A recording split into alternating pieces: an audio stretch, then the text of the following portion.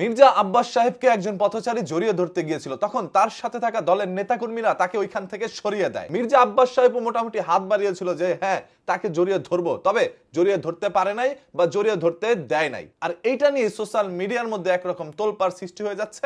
মানুষ বলছে একটা সময় হয়তোবা তার হাত পুরা ছিল, এই জন্য কারোর সাথে হাত মিলাইতো না, বা মিলানের পরও সেই হাতের দিকে তাকিয়ে থাকতো। তবে আজ তার শরীর তো আর পড়ে নাই, শরীর যেহেতু পড়ে নাই সেহেতু একজন মানুষ তাকে জড়িয়ে ধরতে চাইলে কেন তাকে জড়িয়ে ধরতে দিল না তার দলের নেতাকর্মীরা, এই প্রশ্ন ছুড়ে দিয়েছে সোশ্যাল মিডিয়ায় থাকা প্রত্যেকটি মানুষ। অন্যদিকে ওই একই আসনে মানে ঢাকা ৮ আসনে কিন্তু দাঁড়িয়েছিল ওসমান হাদি ভাই, যে ইচ্ছাকৃতভাবে মানুষকে বুকে জড়িয়ে ধরতো। দারোয়ান, সিকিউরিটি গার্ড আর ওই এলাকার টোকাই, কাউকে তিনি বৈষম্য করতেন না, সবাইকে তিনি জড়িয়ে ধরতেন। তাই এখন মানুষ বলছে ঢাকা ৮ আসনে একজন যোগ্য প্রার্থী ছিলেন ওসমান হাদি, তাকেই হয়তোবা ভোট দিয়ে নির্বাচিত করতে মানুষ।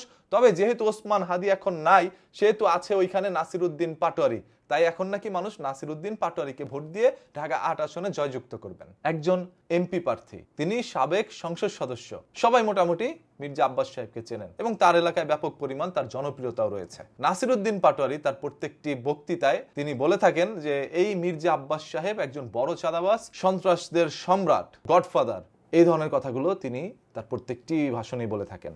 অন্যদিকে আজকের এই ঘটনাটা দেখার পর আসলেই খুব নিজেই হতভম্ব হয়ে গেলাম যে একজন মানুষ মনের মধ্যে কত শখ নিয়ে, যেহেতু আপনাকে পছন্দ করে সেহেতুই আপনার কাছে আসছে আপনাকে একটু বুকে জড়িয়ে ধরার জন্য। এখন আপনার দলের নেতাকর্মীরা যেইভাবে তাকে টেনে হেসড়ে আবার পাশে নিয়ে আসে, এইটা আসলেই মানুষের কাছে খারাপ লাগারই বিষয়। এই জন্য মানুষ এখন মির্জা আব্বাস সাহেবকে ভোট না দিয়ে বলছে নাসিরউদ্দিন পাটোয়ারিকে নাকি ভোট দিবে। এই 12 তারিখ বাংলাদেশের ইতিহাসে একটা অন্যতম দিন হতে যাচ্ছে, যে 12 তারিখে মানুষ এমন একজন প্রার্থীকেই জয়যুক্ত করবে, এমন একজন নেতাকেই চাইবে, এমন এক সরকারকে গঠন করবে যদি ভোটটা সুষ্ঠু সুন্দরভাবে হয়। এই মির্জা আব্বাস সাহেব সংসদ সদস্য ছিলেন, 4-5 বার তিনি সংসদে গিয়েছিলেন। সেই মির্জা আব্বাস সাহেব আজ তার প্রতিদ্বন্দ্বী নাসিরউদ্দিন পাটোয়ারির সাথে নির্বাচনে যেতে মানে একরকম ধরেন কিছুটা ঠেলা সামলাইতে হচ্ছে। নাসিরউদ্দিন পাটোয়ারিকে অনেক মানুষ দেখতে পারে না, মানে সহ্য করতে পারে না, তার কথাবার্তা নাকি লাইন নাই, বেলাইনে কথা বলে, এই জন্য তাকে মানুষ সহ্য করতে পারে না। তবে মির্জা আব্বাস সাহেব তার এলাকার মধ্যে অনেক জনপ্রিয়। ওইখানকার স্থানীয় যত ভোটার আছে ম্যাক্সিমাম ভোটাররাই মির্জা আব্বাস সাহেবকে ভোট দিবেন, কারণ তাকে পছন্দ করেন এবং অতীতেও ভোট দিয়েছিলেন। তো এবার দেখা যাক 12 তারিখে আসলে ভোটটা কাকে দেয়। আর আপনাদের সবার কাছে একটা বিনীত অনুরোধ ভাই, আপনারা যখন নির্বাচনের প্রচারণায় যান তখন কোনো মানুষ যদি হাত মিলাইতে আসে এবং বুকে জড়িয়ে ধরতে আসে তাহলে একটু এটা দিয়েন, সে আপনাকে ভালোবেসে আসছে।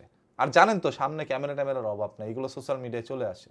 তো এমন কোনো কাজ করেন না যাতে করে আপনার ইজ্জত হানি হয়, আপনার বদনাম হয়। নিজের বদনাম করে কোনো লাভ আছে? আর মির্জা আব্বাস সাহেবের এই বিষয়টা আপনাদের কাছে কি মনে হচ্ছে আপনারা একটু কমেন্ট করে জানান। দেখতে চাই আপনাদের সবার মূল্যবান মতামত।